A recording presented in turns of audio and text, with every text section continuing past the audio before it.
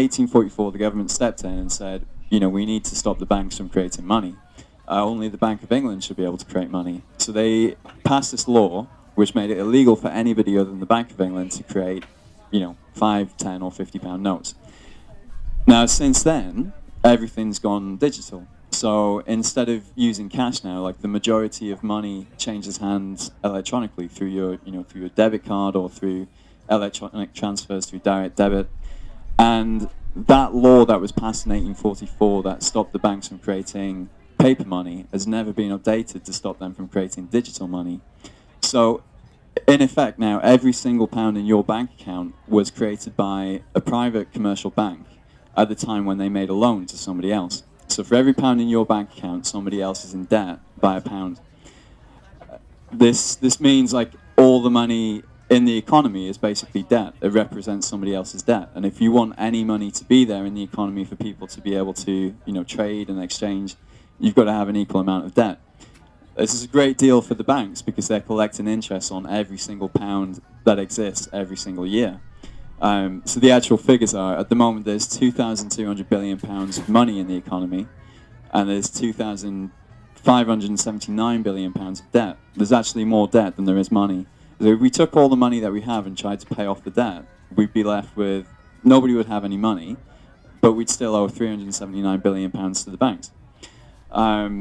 So this is a crazy situation, but this led to the financial crisis. The way that the banks operate at the moment, because of the way the laws are set up and the accounting structures that they use, every time they make a loan, it creates new money.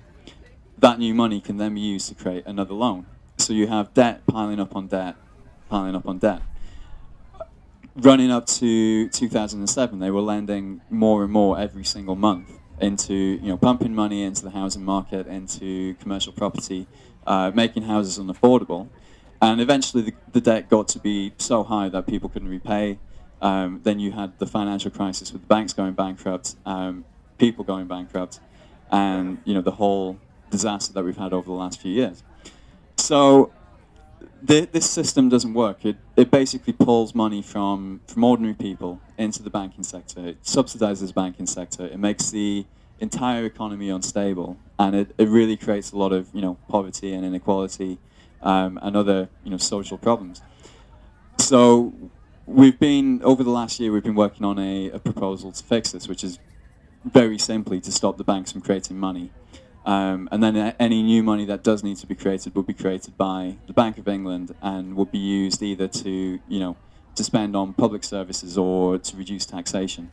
But if you were to do this, you would lower inflation. You'd start reducing the overall level of debt in society, and you would no longer have these booms and busts that we've been having for the last however many decades. It's the most important thing that we need to do, like over the next 5 or 10 years, is deal with this issue of who gets to create money. At the moment, you've got a banking sector that's subsidized, that basically extracts wealth from the rest of the economy, from ordinary businesses and from ordinary people. And the state basically props that industry up, protects it, insures it with deposit guarantees so that if they do go bankrupt, then the customers don't lose money. And it's unsustainable. It explains all the debt, it explains all the instability, explains all the other social problems that we have at the moment. So it has to be fixed now. So we're launching a campaign either later this month or early next month, which is called Call for Reform. The website is callforreform.org, and if you go to that, there's a button there it says a solution, and that explains more about the problem if you want to get more into the technical side of things. So that's call, C-A-L-L, for reform.org. There's a very good video as well, which explains all this in a very clear way, with lots of graphics, which helps. When you say we'd have only the Bank of England issuing money, but would that work if we just did it in England, or would it have to be a global thing? Wasn't there money coming in from outside? Just repeat the question. Yeah. The question was, if we did this reform, can we do it only in the UK, or does it have to be done in every country at the same time, globally through cooperation?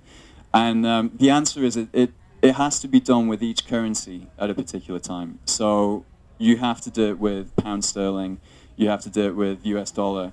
If one of the Euro countries wanted to do it, then all of the countries that use Euro have to change the system at the same time.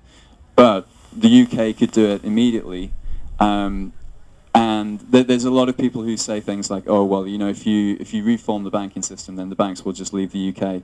In the case of this particular reform, they wouldn't. It'd be like saying that Tesco will close up all their shops if you put a tax on plastic bags. It wouldn't make any business sense for them to leave if you put this reform through. So no, the UK can go it alone, and the effects of that would be that debt in the economy would start falling. So generally the economy would improve, which makes it a better environment for businesses and for, you know, for ordinary workers. It would also make the banking sector one of the most stable in the world. It would make the currency one of the most stable in the world, and it would actually significantly improve the position of the UK financially, start clearing off the national debt, and it's, the UK can go it alone. So. The question was whether you could create a currency system that prevented you trading or buying environmentally damaging products such as petrol. I don't think that's necessarily the best way forward. I think essentially if the government wants to regulate and ban the use of certain kinds of goods like petrol, it could, but more effective would be just to have a higher tax or a carbon tax on those kinds of on all products. Essentially, if you had a carbon tax at the right kind of level, you would raise huge amounts of money that could be invested in alternatives, renewable energy production or home insulation, and you would create a market incentive for people not to trade in those kinds of products. I mean, part of the problem we have today is that the capital costs of, you know, creating a wind farm, putting solar panels on your roof, are very, very large, and part of the reason for that is because of the massive amounts of interest you have to pay to get a loan to do these kinds of things, which is why the government's pay-as-you-save campaigns, products are quite effective. But, you know, one of the things Ben is saying is that if we change the monetary system so that the state could issue money directly into circulation, free of interest, then it could choose where it invested that money. So it could choose to invest huge amounts of money in wind farms and home insulation and solar panels, and it wouldn't cost anyone anything.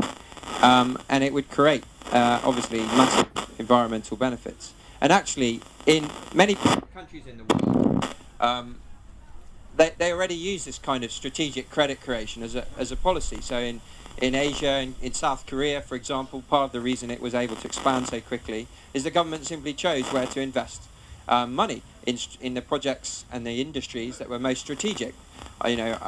Manufacturing, high-value manufacturing, where it knew it could get a head start.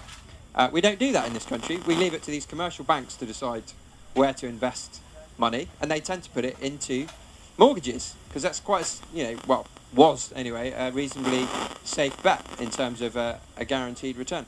That doesn't create jobs. It's non-productive, speculative investment.